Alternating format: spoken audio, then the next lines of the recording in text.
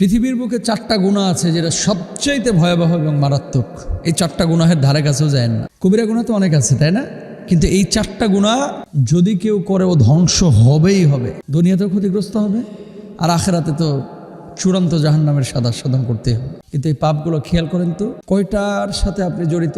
হাজার হাজার মানুষ বাংলাদেশে আছে, হাজার বললে ভুল হবে, লাখ লাখ মানুষ আছে। এই 4টা পাপ প্রতিদিন করে, প্রতিদিন।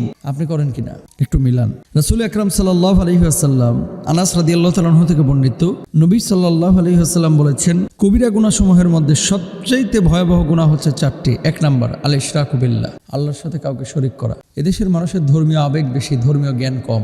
এই জন্য মানুষ লালনের মাজারে গিয়েও কিন্তু অনেকে জান্নাত খুঁজে। অনেক মাজারে গিয়ে যেখানে নামাজ নাই, রোজা নাই, যেখানে ফরজ বিধিবিধানগুলোকে ঠিকমতো আদায় করা হয় না, যেখানে নেশা চলে, এরকম জায়গায় যায় সেজদায় লুটায় পড়ে এই মানুষগুলো জান্নাত খোঁজে। কপালটা বানিয়েছেন আল্লাহ, তার সেজদা দিব সেই আল্লাহ সুবহানাহু ওয়া তাআলাকে।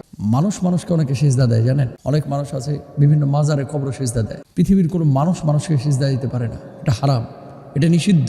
নবী সাল্লাল্লাহু আলাইহি ওয়াসাল্লামকে একজন সাহাবী বললেন, ইয়া রাসূলুল্লাহ, সম্ভবত উনি ইয়ামান থেকে এসেছিলেন, যে আমি আপনাকে অত্যন্ত ভালোবাসি, অত্যন্ত মহব্বত করি, একটু পারমিশন দেন না আপনাকে একটু সেজদা করে ভক্তি করি, আপনাকে ভালোবাসা প্রদর্শন করি।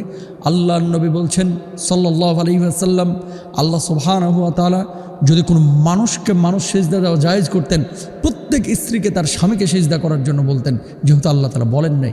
সুতরাং তুমি আল্লাহ ছাড়া কোনো মানুষকে সেজদা দিবা না। অথচ বাংলার জমিনে অনেক ভণ্ড আছে, যে ভণ্ডরা পায়ের নিচে সেজদা নেয়। ও ভাই, আপনি কার জন্য সেজদা করতেছেন? সেজদাটা মানুষকে করতেছেন। মানুষের সামনে মাথা ঝুঁকাবে না, মাথা উঁচু করে বুক ফুলিয়ে মানুষ চলবে মানুষের সামনে, আর মাথা ঝুঁকাবে একমাত্র আল্লাহর সামনে।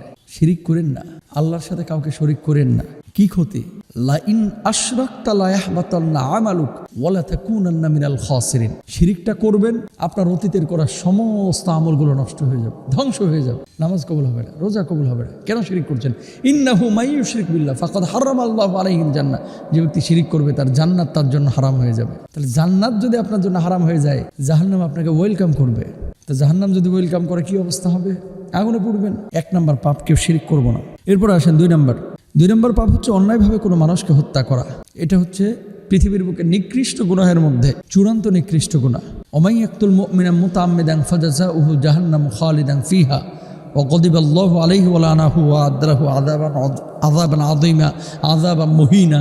আল্লাহ সুবহানাহু ওয়া তাআলা কুরআনুল কারীমে বলেছেন, অন্যায়ভাবে কেউ কোনো মুমিনকে হত্যা করলো, কোনো মানুষকে হত্যা করলো, কোনো জীবকে হত্যা করলো, সে যেন গোটা পৃথিবীর মানুষকে হত্যা করে ফেললো। আল্লাহর লানত তার উপরে, আল্লাহর গজব তার উপরে, আল্লাহর আযাব তার উপরে, আল্লাহর ক্রোধ তার উপরে। চূড়ান্তভাবে স্থায়ীভাবে সে তার আবাসকে জাহান্নাম, তার আবাসস্থল জাহান্নামকে বানিয়ে নিল। তারপরে জান্নাত নিষিদ্ধ হয়ে যায়। অথচ মাত্র 2000 টাকা, 3000 টাকা। গত বছর দেখেছিলাম কুমিল্লায় 100 টাকার জন্য পিঠের মধ্যে ছুরি ঢোকায় দিচ্ছে, মেরে ফেলেছে। এরকম ঘটনাও কিন্তু বাংলাদেশে ঘটে। 100 টাকা ছিনতাই করতে গিয়ে চাপাতি দিয়ে কোপ দিচ্ছে ঘাড়ের উপরে, সাথে সাথে শেষ।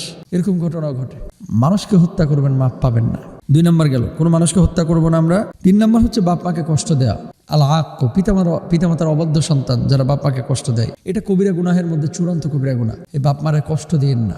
4 নাম্বার মিথ্যা বলা এবং মিথ্যা সাক্ষী দেওয়া। এটা আমাদের বাংলাদেশে একেবারে মাশাআল্লাহ কিছু মিথ্যুক আছে, গুছায় মিথ্যা কথা বলাই এক্সপার্ট, মিথ্যার উপরে অনার্স করেছে, এরকম একটা ভাবসাব। মিথ্যা কথাগুলো যখন বলে মানুষ ধোকার মধ্যে পড়ে যায়।